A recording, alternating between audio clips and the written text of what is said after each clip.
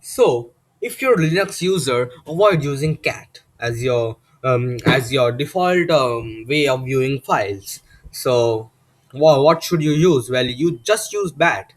So you don't really need to use cat because there is a better alternative to it. And bat, I've seen and I've experienced. It's just fantastic for an alternative to bat. And I will show in this small video that how bat and cat are different and how you should use cat instead of bat.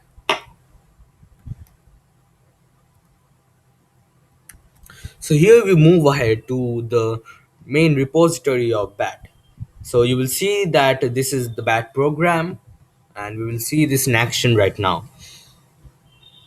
First we have to go to the installation guide.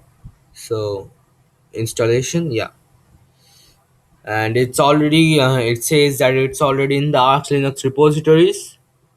So let's just download it from there. Actually, I've already installed it. I'll just do yeah as bat.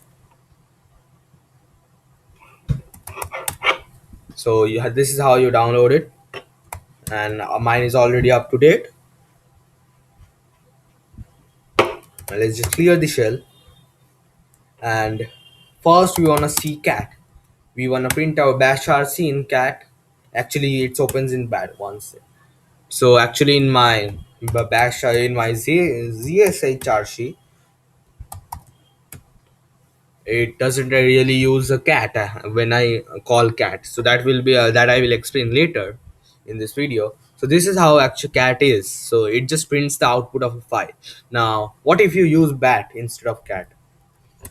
I'm just using bat instead of cat, and you will see that it comes in this clean neat way where you can it works like less command, but it's in a neat and clean readable way.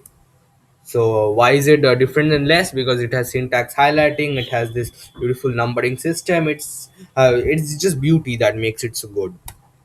So that was a alternative, and what you can do is you can change if you are too lazy to just remember bat, then you can just edit the bash rc of your system, or if you use zsh, then you will edit the zshrc. Then use this alias that I have implemented. Let me just find it. um Not here.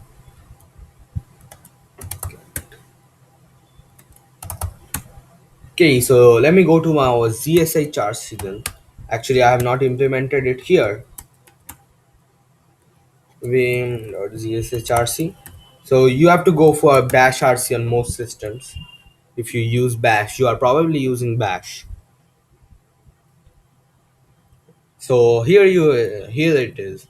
So I can just alias cat to bat. So whenever I call cat, then bat will be called. To see this in action, you can just do source.zshrc. So after we source the file, then we clear the shell. Then suppose we do cat zshrc, so it will open in bash. So that's how you should do it. So this was a small video. Thanks for watching the video. Meet you in the next one.